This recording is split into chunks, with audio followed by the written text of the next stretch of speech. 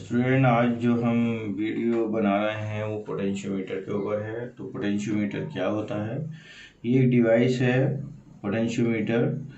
और इसमें क्या है कि हम पोटेंशियोमीटर से सेल का ईएमएफ निकाल सकते हैं, इंटरनल रेजिस्टेंस फाइंड आउट कर सकते हैं, और कंपेयर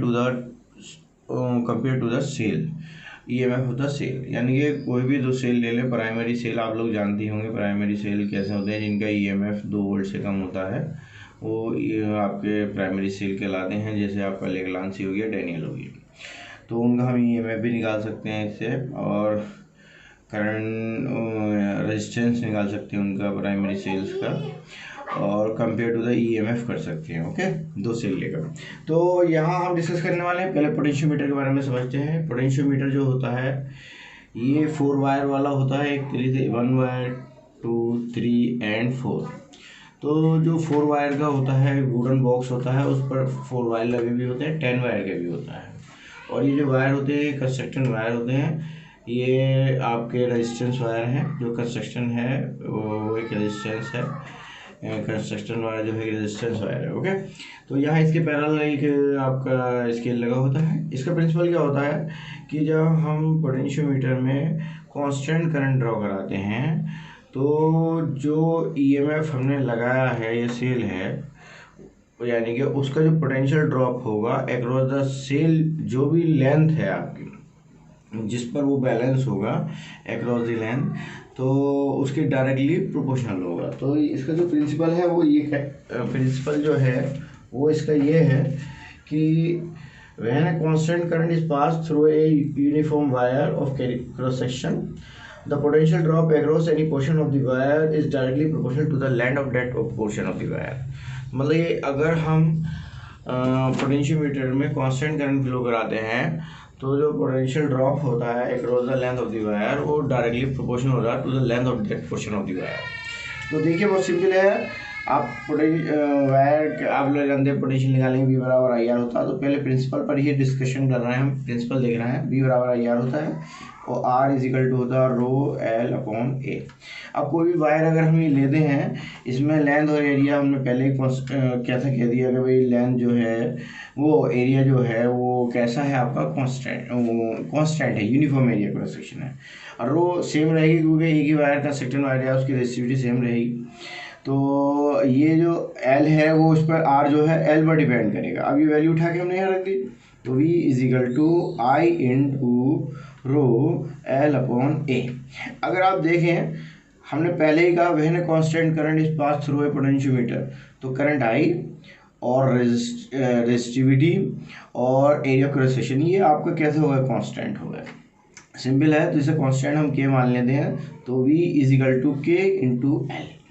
यहाँ से के कांस्टेंट है, के को अगर हम हटाएंगे तो V डायरेक्टली प्रोपोर्शनल हो जाएगा to the length of portion of that portion of the wire. तो ये आपका प्रिंसिपल है कि अगर हम कोई कांस्टेंट करंट किसी पोटेंशियोमीटर में फ्लो कराते हैं, कांस्टेंट करंट, तो जो पोटेंशियल ड्रॉप होगा सेल का जो होगा वो जो भी पोटेंशियल ड्रॉप होगा वो across the length of the portion of the wire उसकी लेंथ के डायरेक्टली प्रोपोर्शनल होगा। तो ये प्रिंसिपल है। अब हम इसके एप्लीकेशन पर आते हैं। ओके स्टूडेंट, इसका जो है ईएमएफ निकालेंगे सेल का। तो इससे हम क्या करेंगे, पोटेंशियोमीटर से ईएमएफ निकालने के लिए पोटेंशियोमीटर को हम कनेक्ट करते हैं सर्किट में। तो यहाँ पर दो सर्किट तैयार होते हैं, एक तो एक्सिलरी सर्किट और एक सेकेंडरी सर्किट या प्राइमरी सर्किट भी कह सकते हैं। प्राइमरी सर्किट जो होता है वो पोटेंशियोमीटर में करंट भेजने का काम करता है। तो मान लीजिए हमारा ये आपका एक बैटरी ले ली हमने यहाँ, और ये बैटरी जो है आपकी यहाँ पर हमने मान लिया था इसका ईएमएफ ई है। ये बैटरी ले ली, एक रियोस्टेट ले लिया, एक की ले ली और एक अमीटर ला दिया। अमीटर लगाएंगे इसलिए देखेंगे भाई करंट कांस्टेंट रहे, फ्लक्चुएट ना हो।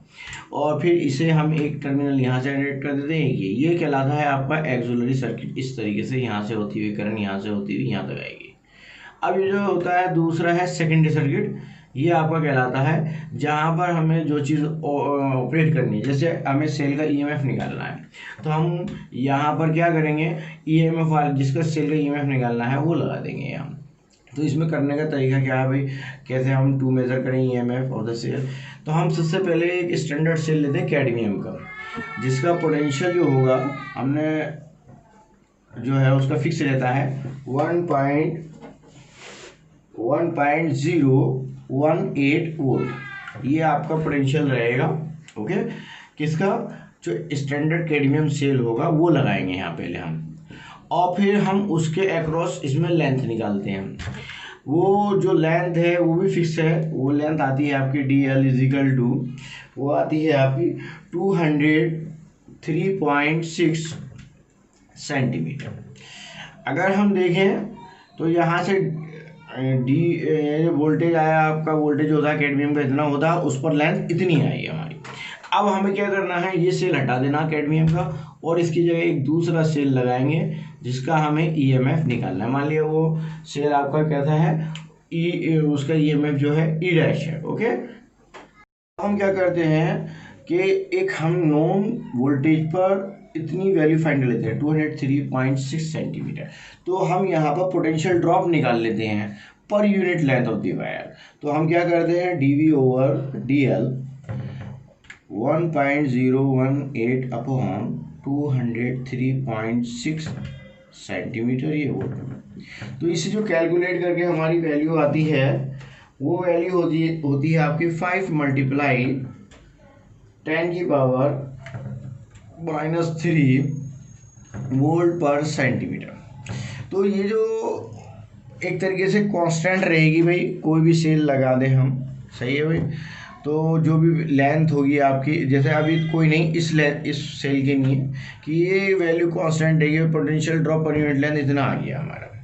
अब हम क्या करते हैं, जब हमने जो न्यू ये तो कैडमियम सेल के नहीं है, अब हमने अपना वो सेल लगाया जिसका EMF निकालना चाहते हैं, E' मान लिया, ये सेल लगा दिया, वो हटा दिया। जब हम E' लगाते हैं तो अब लेंथ निकालने का तरीका भी बता देता हूँ मैं। देखिए बस सिंपल है कि ये गैल्वेनोमीटर है, तो गैल्वेनोमीटर में जो सुई होती है आपकी वो 0 पर रहती है, इसे कहते हैं नल पॉइंट। जब 0 पर रहे आपकी गैल्वेनोमीटर की जो निडल है आपकी वो 0 पर रहे, तो अगर हम जैसे यहाँ लगाते हैं या यहाँ लगाते हैं, सुई इधर ही एक ही डायरेक्शन में डिफ्लेक्शन दे रही है, इधर दे रही है, तो एक टाइम ऐसा आता है कि एक पॉइंट ऐसा होगा वायर पर जहाँ पर करंट जो डिफ्लेक्शन है 0 रहेगा। बस वही आपका क्या है, आपकी लेंथ फाइंड करने का। जैसे फॉर एग्जांपल ये सब 100 सेंटीमीटर के वायर होते हैं, 100 सेंटीमीटर के। फॉर एग्जांपल हमने ये तो खैर जैसे अभी ये निकाला था कि भाई 1.018 वोल्ट पर जो लेंथ है 203.6 सेंटीमीटर की। तो ये हमने जब लगाया इसमें तो 100 सेंटीमीटर 200 और फिर ऐसे ही 0.6 यानी कि 6 आ गई आपकी इस तरीके से। अब हम अगर अपना दूसरा सेल लगाते हैं तो उसमें भी हम करस्पॉन्डिंग लेंथ निकालते हैं। तो हम क्या करते हैं, ऐसे ही लेके आते हैं और नल पॉइंट फाइंड करते हैं। जब सुई नल पॉइंट पर आएगी वहीं हम रोक देंगे। ओके, अब वो सपोज कर लिया, मान लिया इसके लिए जो नल पॉइंट निकला E' के लिए वो आपका L है। तो यहाँ सिंपल है कि E' जो होगा वो आपका डायरेक्टली L के बराबर होगा, ये आप लोग जानते ही हैं, मैं पहले बता रहा हूँ कि ये प्रिंसिपल है। अब प्रोबेबिलिटी का साइन हटाएंगे, यहाँ कांस्टेंट आ जाएगा, हो जाएगा K × L। अब K की वैल्यू आपने फाइंड कर रखी है, तो E' equal to 5 multiply 10⁻³ × L, मतलब 5 मल्टीप्लाई 10⁻³ × L। L जो भी लेंथ होगी वो आप फाइंड कर लेंगे, इस पर पढ़ लेंगे भाई। मान लिया 300 पर आई हमारी, यानी डिफ्लेक्शन इसका मान लीजिए यहाँ से हटा के जो भी हमने हटा दी, और यहाँ देखा भाई, यहाँ पर देखा हमने कि 250 पर आया या 260 पर आया, तो जो वैल्यू है L की वो आपकी क्या कहलाएगी, 260 होगी। वो आप यहाँ उठा के यहाँ से मेजर करके लिख दें और ये आप इसका EMF निकल जाएगा आपका, सही है। ओके, ये फर्स्ट एप्लीकेशन आपका कंप्लीट हो जाता है। देखिए अब हम सेकंड एप्लीकेशन है to compare the EMF of the two cell, यानी दो सेल का EMF का हम कंपेयर करेंगे। तो उसमें क्या करते हैं, प्राइमरी सर्किट तो बेटा ऐसे ही देता है, यानी एक्सिलरी सर्किट। सेकेंडरी सर्किट में हम क्या करते हैं, दो सेल लगा देते हैं आपके, और ये दो सेल लगाने के बाद इसमें क्या करते हैं, एक टू वे की लेते हैं। टू वे की क्या होती है, जो आपको करंट को दो रास्ते पर पहुंचा सके, दे सके। तो अगर हम यहाँ से यहाँ कनेक्टेड करते हैं तो ये वाला सेल आपका कनेक्टेड हो जाएगा, सर्किट में लग जाएगा। और अगर हम इसे इससे कनेक्टेड करते हैं, इसे 1 मानते हैं और इसे 2, यानी 1 में की लगाते हैं तो E1 आपका फाइंड हो जाता है। और अगर आप 2 में की लगाएंगे, 1 को ओपन कर देंगे तो आपका E2 की वैल्यू मिल जाएगी। तो बहुत सिंपल है, पीछे की तरीके से हमें क्या करना है, सबसे पहले K निकाल लेना है, K जो भी आएगा आपका।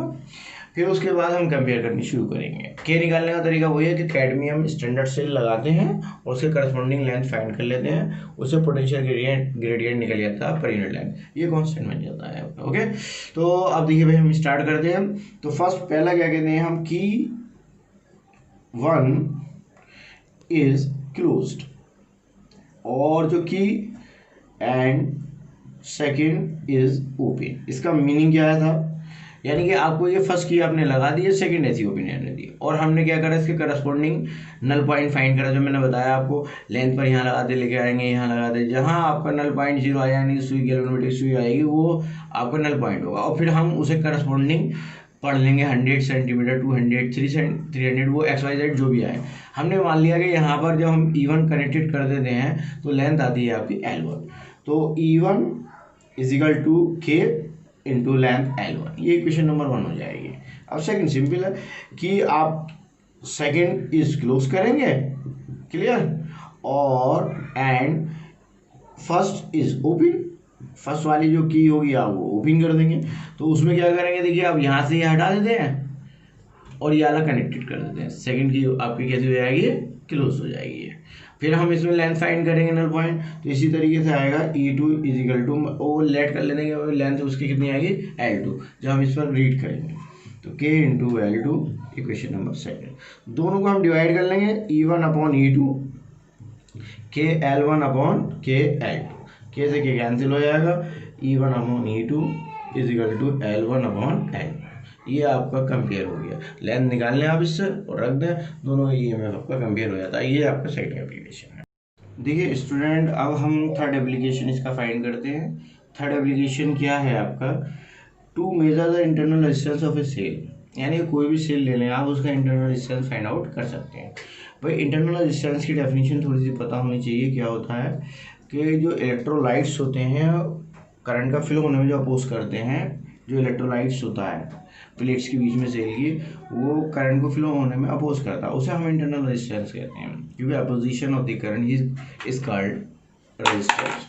अब इसमें हमारा क्या है कि स्मॉल सेल है, छोटा सा, इस सेल का हमें इंटरनल रेजिस्टेंस फाइंड करना है। तो इसमें हम क्या करते हैं कि हम पहला क्या करते हैं कि इसमें एक सेल ले लेते हैं जिसका इंटरनल रेजिस्टेंस निकालना। तो ये हमने एक EMF सेल लगा दिया, और इससे कनेक्टेड हम क्या करते हैं, इसमें एक की लगाकर इसमें एक रेजिस्टेंस लगा देते हैं, और फिर इसका कनेक्शन कर देते हैं गैल्वेनोमीटर। और ये जो भी आपका एक्सिलरी सर्किट पर भाई कोई फर्क नहीं पड़ेगा, वो सेम ही रहेगा, EMF ऐसा लगा रहेगा, रियोस्टेट ऐसे ही रहेगा, मीटर वगैरह, उससे कोई मतलब नहीं है हमारा।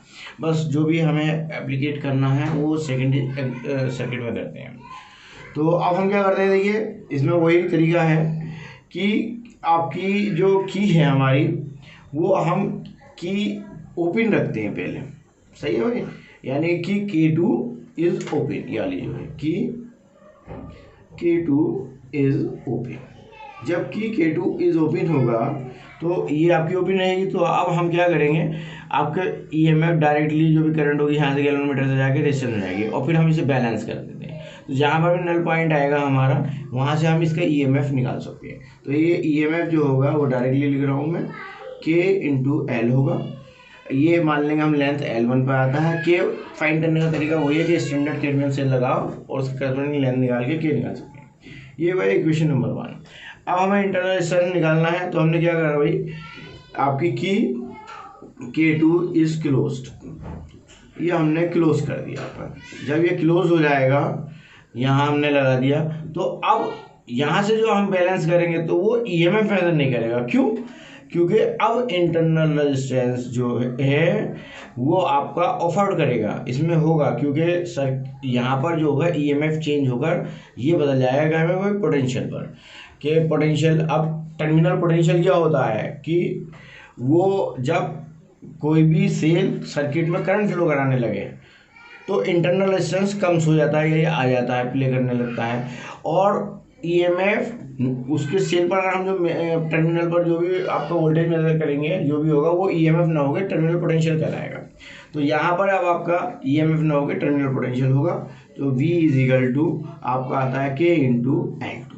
वो लेट कर लिया हमने बैलेंस करके कि भाई हमने की K2 ये क्लोज कर दी, तो इससे हमने मेज़र करा और मेज़र करने के बाद वही नल पॉइंट फाइंड करा, L2 लेंथ निकाल लिया, ये आपका आ जाता है ये। अब हम E अपॉन V करके K L1 upon K L2 निकाल लेंगे, K से K कैंसिल हो जाएगा, यहाँ E अपॉन V इसकी वैल्यू आएगी L1 अपॉन L2, ये आपका आ जाता है। अब इंटरनल रेजिस्टेंस क्या होता है भाई, आपका इंटरनल रेजिस्टेंस होता है R बराबर E upon V minus 1 into R। ये जो हमने करस्पॉन्डिंग रेजिस्टेंस लगाया वो लेंगे हम यहाँ R। Okay, E upon V की वैल्यू रख देंगे यहाँ से हम L1 अपॉन L2 माइनस 1, और R जो होगा, जो रेजिस्टेंस हमने 1 ओम का लगाया, 2 ओम का लगाया, 0.5 का लगाया, वो हम यहाँ लिख देंगे उसकी वैल्यू आपकी। तो अब वो वैल्यू हमें तो मालूम होगी कि भी हम लगाएंगे, कॉइल लगाई जो भी रेजिस्टेंस है L1 L2 इससे मेजर कर लेंगे, इसमें वैल्यू रखें, R निकल आएगा आपका। ये क्या कहलाएगा, इंटरनल रेजिस्टेंस फाइंड करना, किसका, ऑफिशियल। ओके, ये आपके 3 एप्लीकेशन हो गए हैं। आप मेरे चैनल को सब्सक्राइब करें, लाइक और शेयर करें भाई। जितना लोगों को क्या, लॉकडाउन का टाइम है, क्लासेस स्कूलों में चल नहीं हैं, ऑनलाइन क्लास ही आपका एकमात्र सहारा है, और तो कोचिंग सेंटर भी सब बंद हैं, तो इसलिए आप लोग इसे लाइक करें और शेयर करें ताकि हम आगे भी वीडियो आपको इसी तरीके से बना कर देते हैं। ओके, गुड नाइट बेटा।